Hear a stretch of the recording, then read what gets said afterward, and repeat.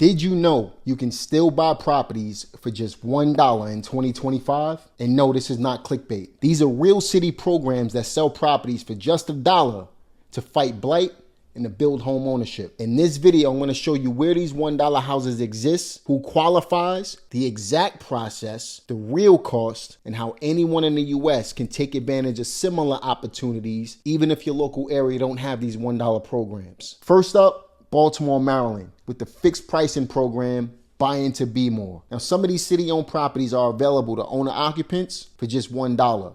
If you're a nonprofit organization, $1,000.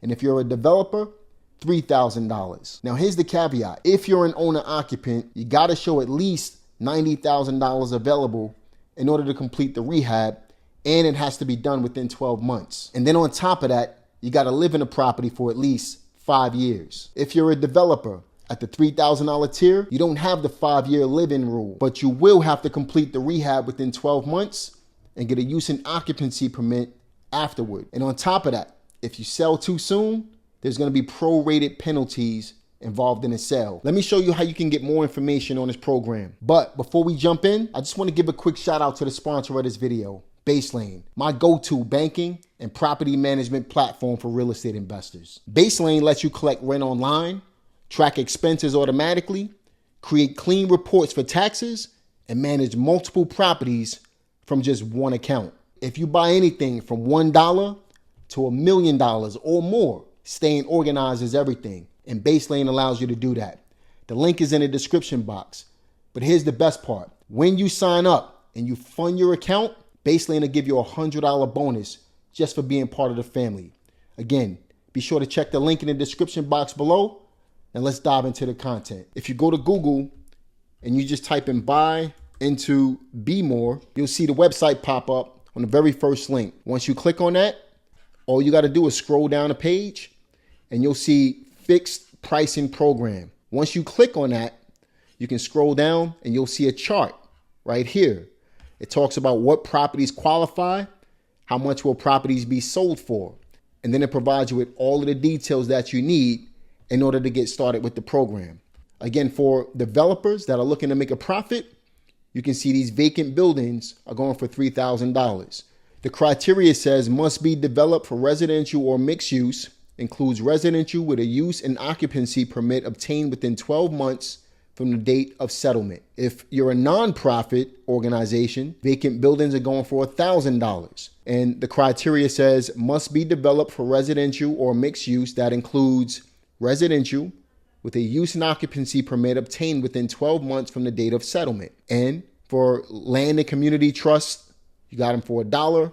Again, the criteria right next to it. But if you're looking for a property just to live in, you can see that these vacant buildings are going for $1. It says must be obtained as a primary residence for a minimum of 5 years after issuance of use and occupancy permit, which should be obtained within 12 months from date of settlement. So if you're serious about Baltimore and you want more information on how to get started in the Baltimore market, be sure to check out the information on this website. I'll leave a link in the description box for you. Either way, Baltimore is serious about getting these homes back into productive use. So that's Baltimore, Maryland for you. Next up is Newark, New Jersey. In 2024, Newark ran a $1 home lottery for pre-qualified city residents or people that were replaced by gentrification. Now, the winners must live in a property for at least 10 years and complete a full renovation of the property. Now, an investor question I get all the time is, can an investor buy these properties from the city of Newark for just $1? The answer is no. Newark's $1 program is for owner occupants only, and they're fully wrapped in deed restrictions. So just to be clear,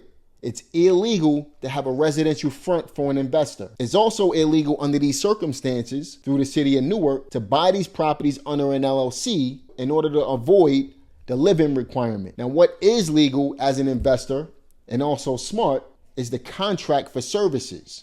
For example, construction, project management, or a proper loan to the resident at arm's length, not equity partnership. Now, you can also tap into other programs through the city of Newark that's not part of the $1 program. And these properties are open to investors and developers. Now, typically these properties are discounted, but they're not $1, and they also have redevelopment timelines as well. But if you want more true investor lanes, the city like Baltimore at the developer tier, or cities like St. Louis even, are better fits than Newark's $1 lottery. As a matter of fact, let's talk about a few more cities that offer these types of programs. St. Louis, Missouri sells city-owned properties for $1 through the Land Reutilization Authority, or the LRA, which focuses on heavy rehabs and redevelopment agreements. Cities like Chicago and New York City do lots for just $1 to groups that build affordable housing. This is typically done through developer applications and RFPs. Different path, same mission, bring properties back to life. And just a quick heads up, the idea is the same everywhere. You get a city property,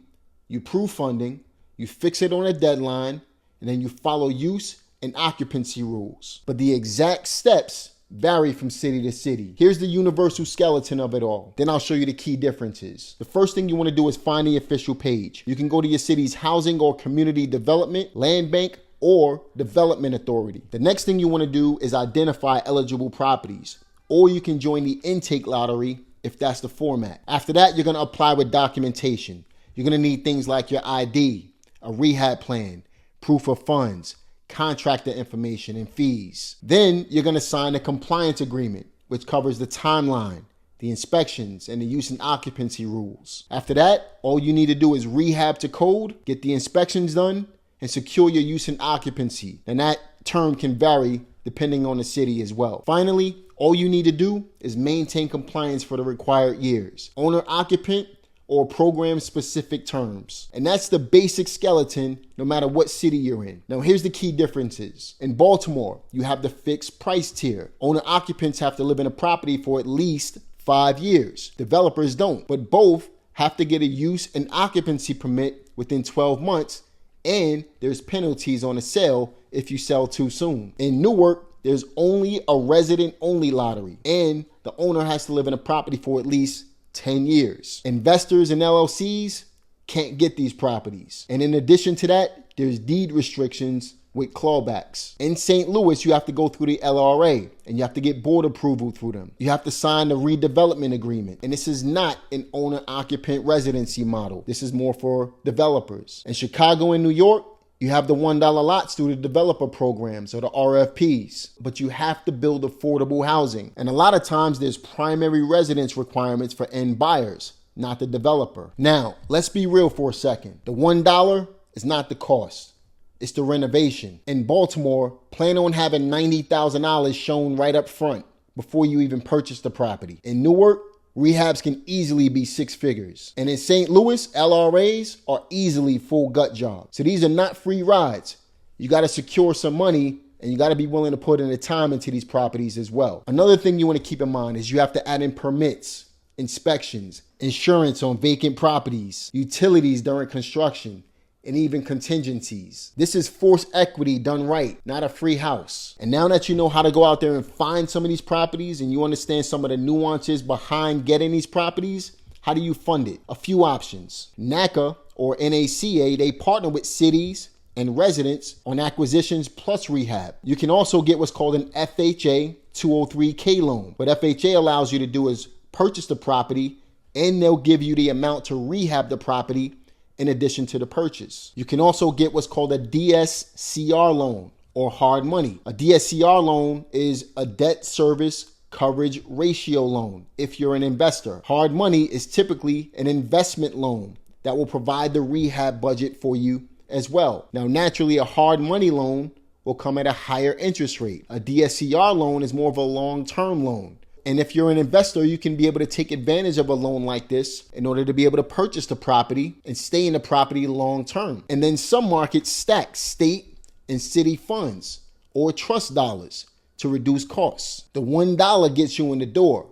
Financing and execution is how you win. All in all, these types of programs come with deadlines and teeth. If you want a quick flip, these ain't the ones. But if you want to build equity and stabilize neighborhoods, this is powerful. And like I said, this works pretty much across the board. I gave you the universal skeleton a few minutes ago.